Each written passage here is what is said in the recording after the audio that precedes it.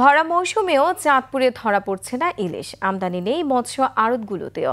লোকসানের শঙ্কায় জেলে আড়তদাররা। বাজারে ইলিশ না পাওয়ায় এবং দাম বেশি হয় হতাশ ক্রেতারাও।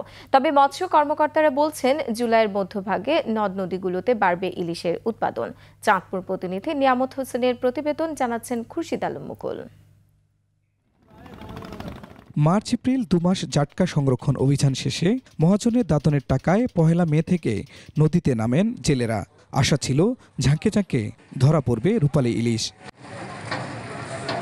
তবে মৌসুমের শুরু থেকেই জেলেদের জালে দেখা মিলছে না ইলিশের। এবছর অন্তত পানিও তেমন বাড়তি নাই বা নদীতে স্রোত নাই, তারপরে দেখা গেছে বৃষ্টি নাই, ঠিক আছে, সব দিকে মিলিয়ে দিলে মাছের কোনো সাক্ষাৎ মিলে বাচ্চা কাচ্চারা পড়াইতে এবং পিছনে যে দেনা ফেনা আছে এগুলো দিতেও কষ্ট হয়ে যাইতে আছে। চাঁদপুরের সবচেয়ে বড় মৎস্য অবতরণ কেন্দ্র বড় স্টেশন মাঝঘাটে আসছে যৎসামান্য ইলিশ। গেল বছর এ সময়টাতে দিনে 1.5 থেকে 2 হাজার মন ইলিশ আমদানি হলেও এবার আসছে গড়ে 1.5 থেকে 200 মন ইলিশ।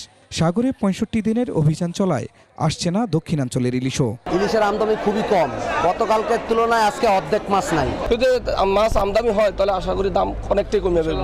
চাঁদপুরের ইলিশের চাহিদা বেশি থাকায় দূর দূরান্ত থেকে কিনতে আসা ক্রেতারাও হতাশ।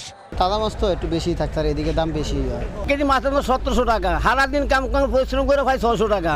তবে জুলাইয়ের মাঝামাঝি থেকে পদ্মা মেঘনা ইলিশের উৎপাদন বাড়ার আশা মৎস্য বিভাগের। মা ইলিশ সংরক্ষণ যে প্রোগ্রামগুলো ছিল সেটা ভালো হয়েছে, জাটকার যে কর্মসূচি ছিল সেটাও ভালো হয়েছে। এখন এই মাছগুলো আপনারা জানেন যে জাটকা এখানে নার্সিং হওয়ার পরে আবার সাগরে যায়, পরবর্তীতে সাগর থেকে তারা যখন ফিরে আসবে তখন কিন্তু আমরা মাছটা বেশি পাবো। সরবরাহ কম থাকায় আড়তগুলোতে ইলিশ বিক্রি হচ্ছে উচ্চ মূল্যে। খুরশিদ আলম মুকুল, 21 টেলিভিশন।